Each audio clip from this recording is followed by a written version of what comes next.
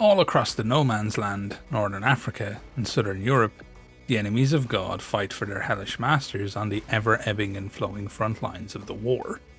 When the great incursions are finally beaten back, and the presence of the demonic starts to wither, the forces of the infernal that remain dig in, aiming to do as much damage as they can, tie up the forces of man, and seek glory in the eyes of their masters.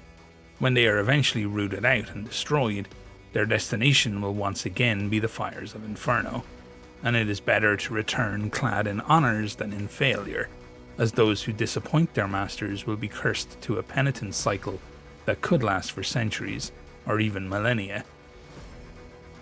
While the forces of hell wish to burrow in deep like a tick, the armies of New Antioch know that they must dig them out, excise the wound, and ensure that not a speck of their rot and malignancy remains, but that is much easier said than done. Protected by semi-sentient barbed wire that wraps around those foolish enough to stray too close, constant danger from the presence of prowling death commandos and artillery witch bombardment, the Heretic Trenches are a formidable obstacle for the faithful.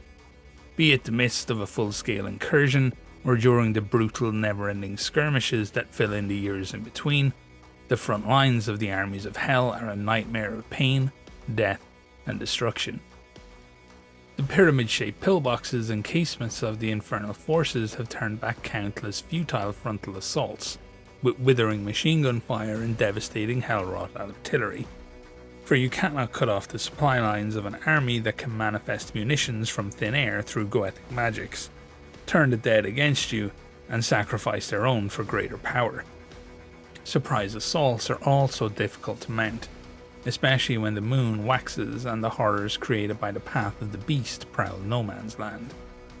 The weapon of choice against these formidable obstacles in Duke Constantine's arsenal are the Stormtroopers, the elite shock troops of the Free State of Prussia. Even in this nation known for its militaristic ways, the shock troopers are the elite, endlessly battle-tested, their tactical nuance and physical abilities honed to their very peak. Chosen from mountaineers and veterans of the fierce battles against the northern heretics, with the cream of the combat engineers and marksmen mixed in, they are called the Duke's Spear, for their speciality is to pierce the enemy lines and clear the path for their reserves. The Duke's Spear cuts quickly, precisely, and deep, and behind them the rest of the righteous pour in. The training and selection process is ruthless. Athleticism is emphasized, as is the ability to rapidly advance over any kind of terrain. Just as important is to learn how to make use of both camouflage and even the tiniest piece of terrain for cover. They learn to hit their targets in total darkness, and are said to train handling their weapons blindfolded, and their combat techniques in the darkest of nights. The Stormtroopers even train wrestling with the hulking communicants, the massive hulking brutes forcing them to develop cat-like reflexes, remarkable endurance, and incredible willpower and resistance to pain, as the communicants have not been known to go easy on any who would test their might against them.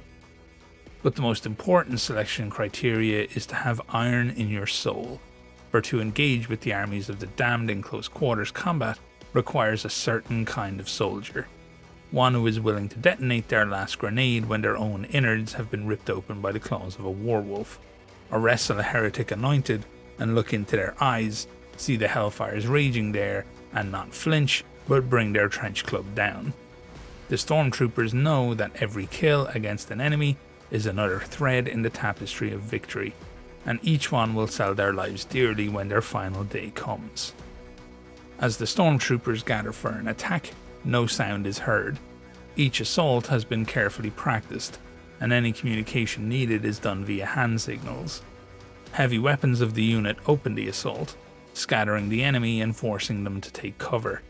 Then it is a mad dash across no man's land, the sheer athleticism of the Stormtroopers propelling them forward as if aided by the wind. Violence commences as their flamethrowers sweep the exposed enemy, followed by a flurry of grenades into the trenches and dugouts. Then the assault groups spread out like the wings of an eagle, clearing the trenches, sweeping behind the enemy lines, and disabling lines of communication as well as any rearguard defensive units. In close quarters, The Stormtroopers favour daggers, trench clubs, entrenching tools, and automatic pistols, though their favourite weapon by far is the grenade, carried with them in great quantities and used to take out strong points, as well as to reach behind loopholes and clearing entrances to bunkers and pillboxes. For the Stormtroopers, efficiency is everything, and they will master even the most basic parts of their kit and turn them into brutal and unforgiving weapons against their foe. As for ranged weaponry, submachine guns and pistols are favoured, and feature many modifications compared to standard issue versions, typically with larger magazines as the brutal close quarters combat depletes ammunition rapidly. The Stormtroopers' uniforms reflect their role: mountain boots and leather reinforced jackets and trousers that protect their vital areas against barbed wire and enemy blades. Their armour contains far higher quantities of auriculum than those of standard foot sloggers. This allows for much lighter and more flexible suits and helmets, which offer superior protection. The famed spikes of the picklehob helmets are detachable, and are usually not worn in the front lines as they make their wearers easy targets. Compared to many of the other faithful soldiers, the pride of the Free States armed forces are allowed a great deal of freedom of decision making on the battlefield. Many warbands are given high-level objectives and allowed to find their own way to achieve them over days, weeks, and months.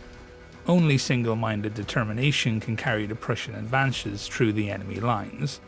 One must learn to love carnage and death, for in melee there is no room for mercy or hesitation. A stormtrooper who survives for any length of time begins to resemble their hell-twisted enemies more and more after each grueling encounter. Such is the price that the Great War extracts.